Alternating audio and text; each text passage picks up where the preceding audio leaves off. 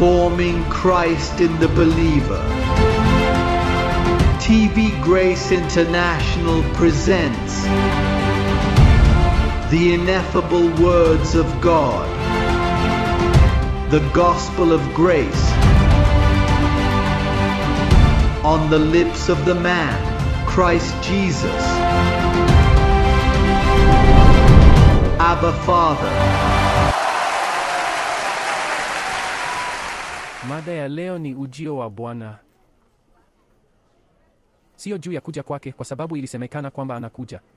Sasa ni kuwasili. Fika. Sasa. Ningependa. Sababu na wewe kidogo. Na nitakukabili kwa sababu hili ni swala. Somo nyeti sana kwa maisha yangu, kwa hisia zangu, kwa wale walio karibu nami. Kwa mustakabali wa wizara hii. Hii ni huduma ambayo sikuiunda, iliundwa na akili hiyo iliyoniingia. Ndiyo maana wizara zingine wanaoshindana na huyu wanashindwa kwa sababu wanafanya hivyo. Katika kesi hii sijafanya, hii imeundwa na nia ya Kristo ndani yangu. Na nini bora kuliko Kristo kufanya kanisa lake mwenyewe? Hivyo inatubidi kwamba inabidi tukabiliane na mambo mazito sana hapa asubuhi ya leo, kwa sababu wakati ulimwengu unasikiliza kwamba Yesu Kristo alifika, watasema na yuko wapi? Anaishi Miami. Kulikuwa na mtu katika nchi ambaye aliniambia, tazama, kama ungekuwa Yesu Kristo, ningeuza nyumba yangu sasa hivi na kusogea karibu nawe. Ningelipa chochote ili kuishi karibu nawe, hata kama ni kukuona tu ukipita. Lakini alifanya hivyo kwa sauti ya dhihaka, yuko nje ya huduma sasa. Na maskini, kwa sababu aliyesema hivyo anapitia hali fulani kubwa sana. Sasa hebu tuwazie kuja kwa Bwana jinsi mfumo unavyowazia. Na kisha tunaangalia kuja kwa Bwana kama vile Paulo anavyowasilisha, ambayo ni ya manufaa kwako. Sawa, nisikilize. Kuja kwa Bwana kwa mfumo ni hiyo. Watu wanamngoja Bwana afike. Na siku moja, wakati huo Yesu Kristo anatokea mawinguni. Na wanaona hivi. Na kisha wanapoiona, zote zinabadilishwa. Na wananyakuliwa pamoja naye katika mawingu na kwenda mbinguni na kuiacha dunia hii. Kisha dunia inakuwa machafuko. Kwa sababu rubani, ikiwa ni Mkristo, basi anatoka kwenye kiti chake na ndege ikaanguka. Na kama alikuwa akiendesha gari moshi, vema, kuna machafuko. Hiyo kwamba mtu yeyote aliyekuwa Mpentekoste na alisoma systematic teleology au ananitazama kupitia kamera anaelewa kwamba ni hivyo. Hivyo ndivyo wanavyoamini ya kwamba Yesu Kristo anakuja na kuwachukua. Ndiyo, sio kuja kukaa, bali inakuja na kuondoka. Wanasema anakuja na kuondoka. Sasa tunajiuliza swali. Mfumo unamgoja Yesu Kristo namna hii. Sasa je, unafikiri Mungu anakwenda kunyakua mfumo ambao bado unamwamini Shetani? Aaminie dhambi. Nani anaishi kwa sheria? Je, unafikiri Mungu atalinyakua kanisa lenye akili chafu hivi, iliyojaa mambo ya msingi? Lo, na vipi kuhusu injili nyingine? Hebu fikiria kunyakua na kubadilisha kanisa linalofikiri hivi. Kwa hiyo wanachongojea ni ujio wa ajabu wa Bwana. Fumbo. Lo, Bwana alikuja na kuchukua baadhi yao, lakini wengine walibaki nyuma. Sasa ningependa kukata rufaa kwa uelewa wako wazi. Nidia, mke wangu wa zamani. Nilikuwa na binamu ambaye alifanya kazi katika American Airlines. Kisha mara moja nilipokuwa Puerto Rico, kwa sababu nilipata fursa ya kukutana naye, na kisha alitaka kunisadikisha kwamba huduma aliyokuwa akienda ilikuwa bora kuliko nyingine yoyote. Kisha nikamwambia, kweli, angalia, ikiwa unanishawishi kibiblia. Sina majina ya ukoo au lebo. Ninachotaka ni zaidi ya ukweli. Na mimi hutumia hiyo na mtu yeyote anayetaka kunialika ili kuboresha. Ikiwa unanipenda na una upendo. Tazama, nina upendo. Ninajaribu kuwashawishi wengine pamoja na ukweli. Na ikiwa nimekosea na wana upendo, usinikosoe, jaribu kunishawishi na kunionyesha ninakosea wapi. Hivi ndivyo inavyofanya kazi. Hapana, sio kusema vibaya juu ya mtu, wala kusema mambo mabaya juu ya mtu, wala rufaa kwa hali yoyote ya kibinafsi. Mtu anapokosoa mafundisho, mtu lazima aseme, angalia, ni kwa sababu hii, sio kwa kitu chochote cha kibinafsi, kwa hili na kwa hili. Na kisha vizuri nikamwambia, angalia, kwa nini huduma yako ni bora kuliko hii niliyo nayo? Aliniambia, kwa sababu kiongozi wangu ambaye ni mwanamke na mumewe ni mwanasheria ni wataalamu wawili. Na ndipo wanapoanza kumwabudu Mungu katika zao mfumo. Wanaanza kumwabudu kwa namna ambayo kiongozi huanza kutokwa na damu kutoka kwa mikono yake yote miwili. Na ndipo upako unapokuja, yeye huinua mikono yake na hapo ulimwengu wote unamtukuza Bwana. Kisha nikamwambia, kweli mimi ni mtu ambaye sishangazwi na hilo. Haichukuliwi na hilo. Angalia, tulia. Ninaamini kuwa unaweza kutupa sarafu za dola 100 kupitia mikono yako. Mate. Bili za dola 100. Ukinithibitishia hilo, usijali, hakuna tatizo. Ndivyo nilivyomwambia. Yeye kama mwanamke mtaalamu, mrembo sana. Amevaa vizuri sana, aliniambia, tazama. Kila Jumamosi ninalazimika kutumia saa 8 kwenye kona ya barabara huko Puerto Rico kukusanya sarafu za huduma hiyo. Mara 2. Nadhani nilifanya mara 2 kwa mwezi. Tayari nimekusanya takriban dola 370,000 katika sarafu kutoka kwa harakati zangu kwenye kona ya barabara. Kwa sababu walimdai hivyo hata akapoteza ndoa yake kwa sababu mume wake hakukubali, lakini huduma ilitangulia. Na kisha harakati hiyo ilikuwa na watu kama 100 wanaofanya hivyo. Kwa hiyo walikusanya kama milioni 8 na kununua ardhi na kuweka kambi ya anga huko. Nilimwambia, ajabu, hakuna tatizo na hilo. Kwa jina la Bwana mambo mengi yanafanyika. Na nikamwambia, kitu pekee ninachokuuliza ni, ili uweze kunishawishi niende nawe huko, ningependa wewe kuna mstari katika Biblia unasema, yachunguzeni yote na mshike sana yaliyo mema. Naye akaniuliza, unataka kuniambia nini? Nataka huo upako unaposhuka pale unapoomba. Ningependa uangalie kiongozi na ufumbue macho yako. Aliniambia, la, hiyo ni kukosa heshima mbele za Bwana. Nikamwambia, sidhani hivyo. Ninaomba kwa macho yangu wazi. Kusema kwamba inabidi uombe huku umefumba macho ni mila. Kwa sababu Ukatoliki ulitufundisha kwamba kuomba ni kufanya hivi. Kinyume chake, Yesu alisali siku moja akiinua macho yake mbinguni. Akatazama. Nikamwambia, nakuuliza, je, unajua ingekuwa vizuri ukimtazama kiongozi wako na ghafla ukaona damu ikitoka? Nikamwambia afumbue macho. Alikaa, hakukubali kabisa, lakini alibaki kuwa na mawazo. Vema, wakati ulipofika, walikuwa huko siku ya Alhamisi, au sikumbuki ni siku gani ya juma walichagua kwa upako. Kweli shida ni kwamba walipunguza mwanga ili upako uwe na nguvu zaidi. Lakini mwanga uliingia kupitia dirishani na kumulika kiongozi huyo kidogo. Kisha akamtazama na kugundua kuwa kiongozi huyo aliingiza mkono wake mdogo kwenye vazi alilokuwa nalo, akatoa chupa na kumimina mikononi mwake. Kisha akaja akasema, Bwana amesema. Wakawasha taa mara moja. Nini kilitokea? Akasema, Bwana ana neno kwa nabii. Na kisha akamsogelea kiongozi hivi. Akamwambia, una nini kwenye mfuko huo mdogo? Na kisha alipomwambia hivyo, kiongozi huyo alianza kumwambia moja ya uchawi huo. Walichukua na kuitupa kama mfuko wa taka kutoka kwa huduma. Naam, yeye got mbali na hayo.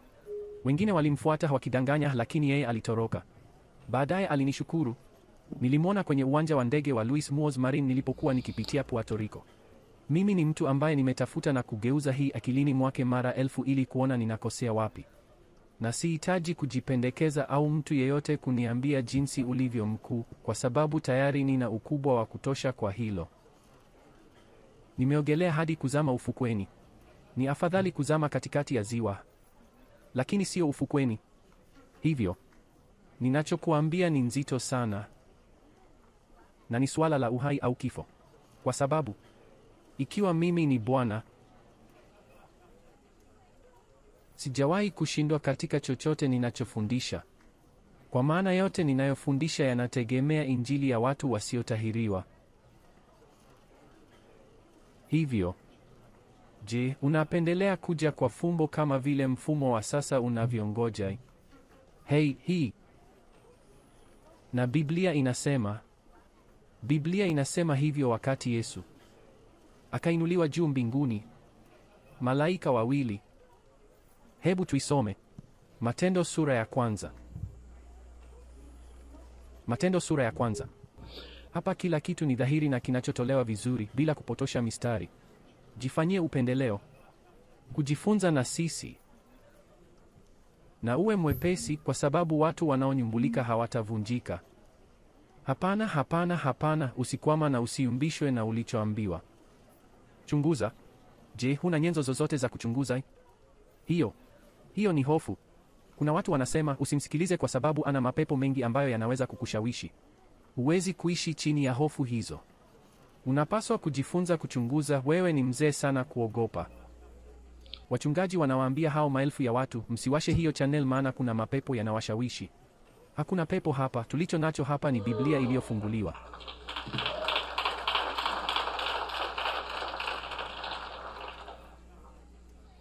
Hebu tuone anachosema. Matendo sura ya kwanza. Matendo sura ya kwanza. Katika mstari wa 11, naye akawaambia, enyi watu wa Galilaya, malaika wawili. Anasema, mbona unatazama anga?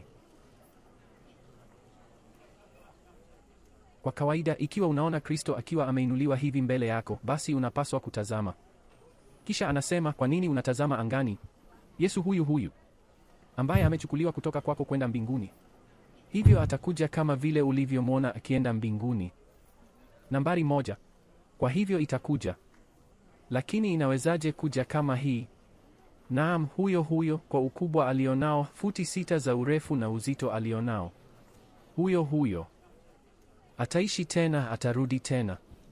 Huyo.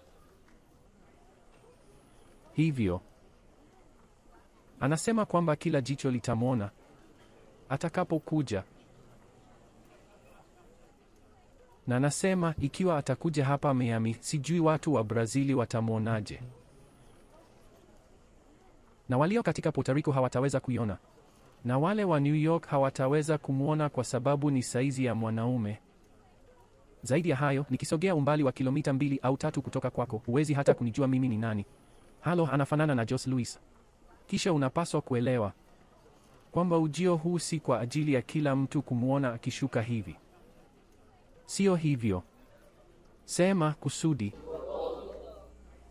Unapoichambua kwa makini, unaona kwamba alikuwa na kusudi la kuja. Alikuja na kuiondoa sheria. Alikuja akamharibu Shetani. Alikuja akaondoa dhambi.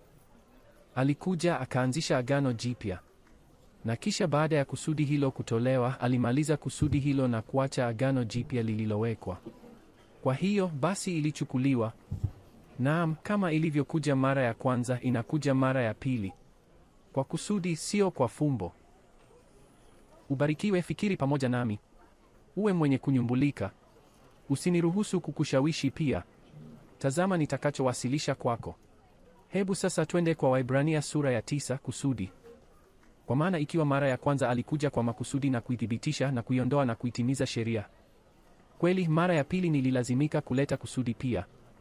Isipokuwa unataka fumbo, yaani kukaa na akili yako chafu iliyojaa upuuzi, imani nyingi zisizo na msingi wa mapatano, ambayo hayatokani na injili ya kutotahiriwa, na akili yake ikiwa imejaa upuuzi na mafundisho mengi sana na mambo ambayo watu wanaamini, anakuja kukutafuta hivi.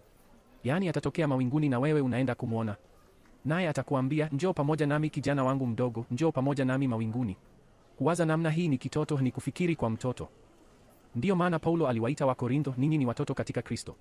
Kwa sababu huna akili ya kuelewa kwamba kila kitu hapa kinafanyika kwa kuzingatia amri ya kile kilichoandikwa. Sasa tunaenda kwa Waebrania sura ya 9. Sura ya 9 mstari wa 28.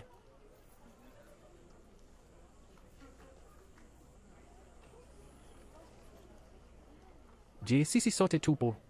Angalia inavyosema kwenye ubao wa elektroniki. Wacha tuione vizuri ili nisitumie miwani yangu. Anasema hivyo Kristo alitolewa sadaka mara moja azichukue dhambi za watu wengi. Na hatutaangalia neno wengi kwa sababu hakubeba dhambi za wote, kwa sababu sio zote zimeamuliwa tangu zamani. Alikufa kwa ajili ya wengi, si kwa ajili ya wote. Na hapo ni wazi sana, kubeba dhambi za wengi. Sikiliza hili, hilo ndilo onyesho la kwanza. Kwa nini Yesu Kristo alikuja? Kubeba dhambi za nani? Hiyo ilikuwa katika maisha ya Yesu wa Nazareti. Lakini basi inasema nini? Na itaonekana. Sema kwa mara ya pili. Aliahidi angetokea mara ya pili, sivyo? Je, ni kweli kwamba wale malaika wawili walisema, tazama, Yesu huyu ambaye amechukuliwa juu mbinguni atarudi vivyo hivyo mara ya pili? Naam, itaonekana kwa mara ya pili. Sasa tazama anachosema. Bila uhusiano na dhambi kuwaokoa wale wanaomngoja. Kulikuwa na mji unamsubiri. Mfumo unaingoja, lakini wanaamini katika dhambi. Wanasema Kristo akija na kukukuta katika dhambi. Sasa ni watu gani pekee wanaomngoja wakijua kwamba anakuja bila uhusiano na dhambi?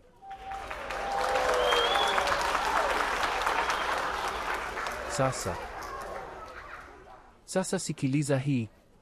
Sikiliza jambo hili, hajawahi kutokea mtu katika historia, hajawahi kutokea mtu katika historia yote, katika miaka 2000 ambaye amekuja kama nilivyokuja, akimhubiri Kristo bila uhusiano na dhambi, akisema kwamba dhambi iliondolewa, akisema kwamba mmekamilika kwa toleo moja.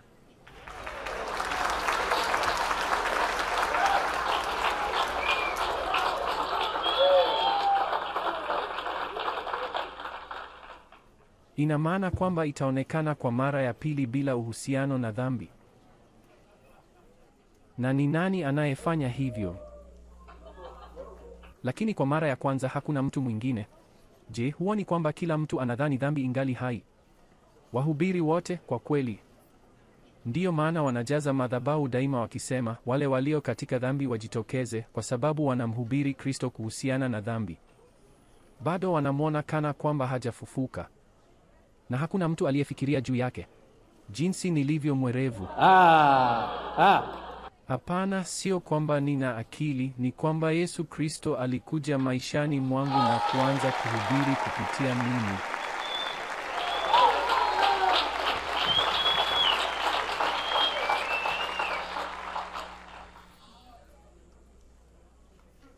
Tazama, hakuna aliyefikiria hilo katika miaka 2000, wanatheolojia 20,000 wenye masomo mengi na kadhalika, na hakuna aliyefikiria kuja na kusema kwamba hakuna dhambi.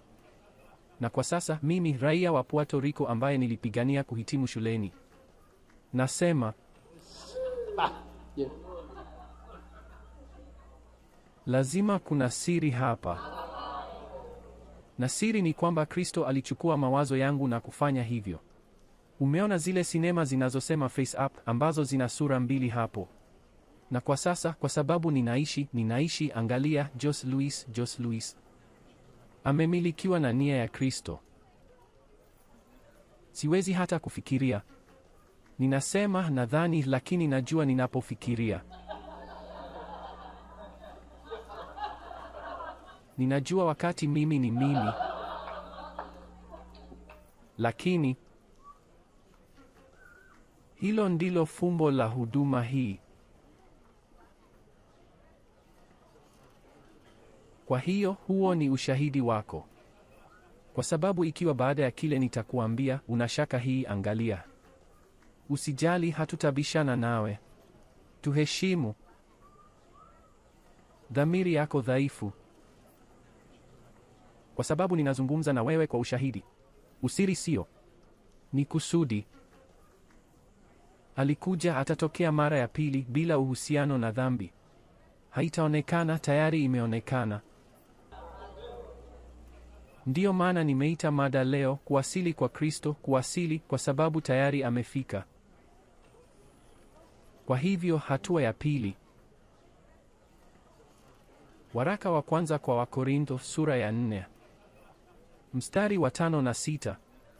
Chukua ushahidi huu nawe, kwa sababu ikiwa baada ya hii hauamini tunachozungumza hapa, na kama unaliamini, afadhali uwe na uhakika nalo.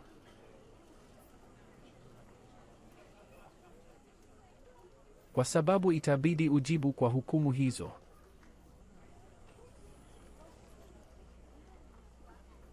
Hata wakikuita kichaa, kwa sababu nitabeba uzito mkubwa zaidi. Hiyo ni wakati Papa anajua kwamba Yesu Kristo alifika. Na ninafanya nini hapa kwenye kiti hiki?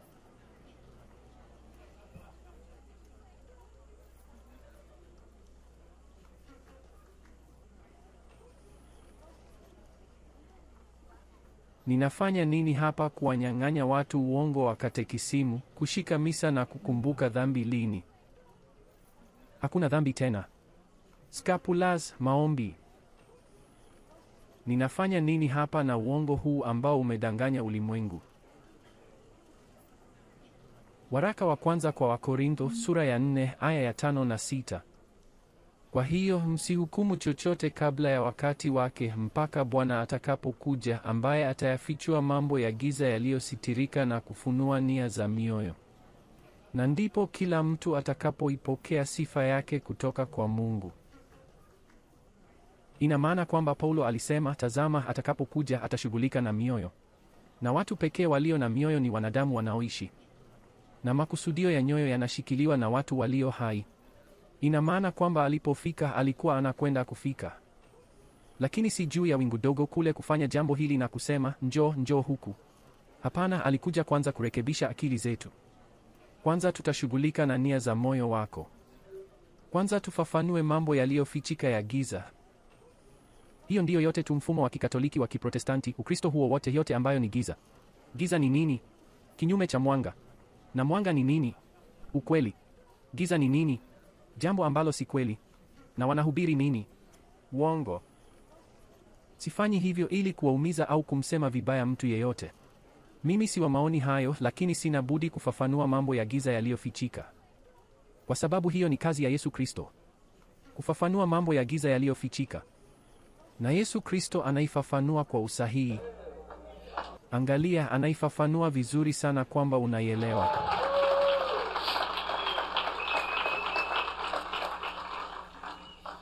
Kwa hivyo kuja kwake sio fumbo, ni kusudi. Sema kusudi. Na lengo ni nini? Kuweka wazi mambo ya giza yaliyofichika. Kusudi ni nini? Njoo bila uhusiano na dhambi. Wacha watu waone. Tazama, nimeondoa dhambi. Unakumbuka nilipokuambia? Hii hapa. Yohana Mbatizaji anaposema, tazama, mwanakondoo wa Mungu aichukuaye dhambi ya ulimwengu. Na mwanakondoo alifanya nini alipokufa? Aliondoa dhambi ya dunia. Na kisha kuja kwa Bwana kulikuwa kukifanya mambo hayo kuwa wazi. Hakuna dhambi. Ni faraja iliyoje kwako, ni faraja iliyoje umepata kujua kwamba wewe si mtenda dhambi. Hiyo ni kusema kuja kwa Bwana kumekuwa pamoja nanyi. Kwa sababu anakuja, atatokea mara ya pili bila uhusiano na dhambi. Naam, hilo liliwekwa wazi kwako. Na mimi ndiye pekee ulimwenguni ninayewasilisha ukweli huu. Hakuna mwingine. Mchungaji kwenye kona hakubaliani na hili. Kwao kuna dhambi kwa sababu wanaona ubaya, na uovu ni zao la mwili. Kwa sababu ili dhambi iwepo lazima iwe na sheria, na mwisho wa sheria ni Kristo.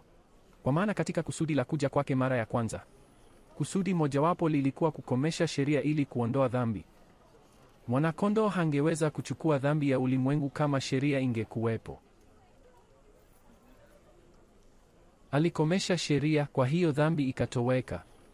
Kwa maana dhambi bila sheria ni wafu. Kusudi la tatu. Waraka wa kwanza kwa Wathesalonike sura ya 4 mstari wa 16.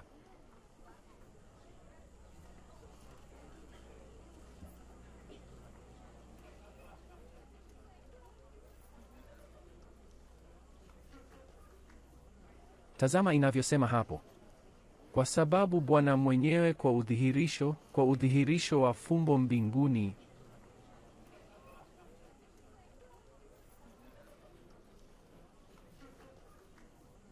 Kusudi. Kwa sababu Bwana mwenyewe. Uho. Kwa sauti ya nini? Je, umeona kidhibiti cha mbali hapa asubuhi ya leo? Kuna sauti ya mamlaka hapa. Kuna sauti ya amri hapa. Kwa sauti ya amri. Kwa sauti ya malaika mkuu. Kwa sababu ni malaika wakuu tu wanajua siri zilizofichwa. Na kwa baragumu ya Mungu.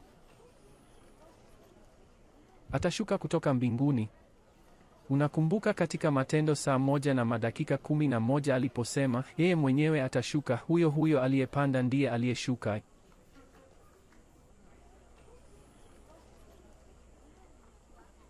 Kwa sauti ya malaika mkuu na kwa tarumbeta ya Mungu atashuka kutoka mbinguni, na waliokufa katika Kristo watafufuliwa kwanza.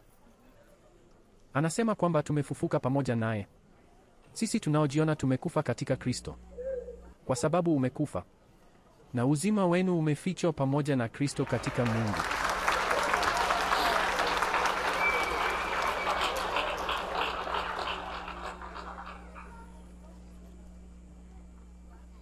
Waibrania sura ya 10 mstari wa 13. Kusudi la 4. Waibrania. Bodi hiyo ya kielektroniki ni baraka, lakini pia inakufanya useme, kwa nini ningeitafuta ikiwa inaonekana kwenye ubao? Lazima ujifunze hili kwa moyo. Ingawa hizi ni nyaraka 14, ni vijitabu vya kurasa 2. Hebu fikiria kama hujifunzi. Unajifunza riwaya, unasoma gazeti zima. Angalia Miami Herald au gazeti lolote. Ina kurasa zaidi ya zile nyaraka 14 za Agano Jipya. Na unaisoma kila siku. Au mara 3 kwa siku. Au kama mimi mara 1 kwa wiki. Anasema kuwa weka mstari wa 12, unaweza kuniwekea mstari wa 12. Lakini Kristo akiisha kutoa dhabihu moja kwa ajili ya dhambi milele, aliketi mkono wa kuume wa Mungu. Na tazama anachoendelea kusema. Tangu wakati huo na kuendelea, akingoja mpaka adui zake wawekwe kuwa chini ya miguu yake. Haya ndiyo kusudi. Kusudi ni nini? Naam, tayari nimelipia dhambi zangu. Na unatarajia nini sasa? Kuunda mwili? Hapana, kwa sababu haitaunda kwangu. Pablo aliuawa. Hawakumwamini. Mitume wakamfunika. Ujumbe wake ulifichwa. Vatican iliibuka na uongo wake. Waprotestanti waliinuka na uongo wao. Na unatarajia nini? Vema, kuanzia hapo na kuendelea hadi nichukue mfumo huo wote wa giza, ni ushinde na kisha tunatengeneza ufalme. Na tunafanya nini? Kushinda maadui wote hao katika akili yako. Bwana amekuwa akikutazama. Anasema anakuja kama mwali wa moto. Na moto ni nini? Moto husafisha. Ni nini kinachotakasa? Akili yako, kwa sababu hataki kukuchoma.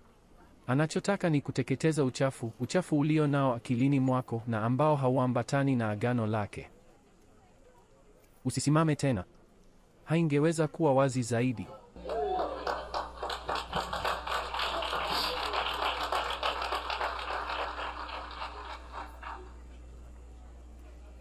Kusudi la 5. Waibrania pale pale sura ya 12 aya ya 1 na ya 2. Sio fumbo, ni kusudi. Kuja kwake ni kama mwizi wa usiku, anayekuja na kuwa pamoja na watu wake. Angalia inavyosema. Basi kwa kuwa tunazungukwa na wingu kubwa la mashahidi namna hii, na tuweke kando kila mzigo mzito na dhambi ile ituzingayo kwa upesi. Wale wanaojisikia kuwa wenye dhambi, ambao ndio wanaotuzingira. Na tupige mbio kwa saburi katika yale mashindano yaliyowekwa mbele yetu. Endelea. Kwa macho kwa Yesu, mwandishi naye mkamilishaji wa nini? Inabidi aitimize imani. Kwa sababu wakati hii imevaa ya kutoharibika, uhitaji imani. Bado hajaikamilisha. Yeye ndiye mwandishi, ndiye aliyeiumba, na kwa sababu yake tunaishi leo. Lakini hana budi kutoa ukamilifu kwa hilo. Hilo halijakamilika. Wakati wao kubadilisha miili yetu ambayo utaona, tutakuwa hai kuiona. Nitakuwa hai kuiona. Kisha imani. Imani hukoma kuwa, na kisha upendo. Upendo ndio unabaki, ambayo ni kifungo kamili ambapo hakuna tohara wala kutokutahiriwa, bali sisi sote tu kiumbe kipya katika Kristo Yesu.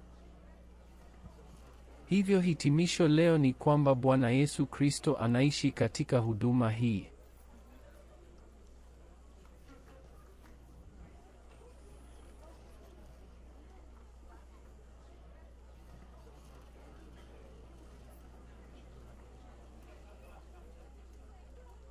Na huwezi kuficha jua kwa kidole.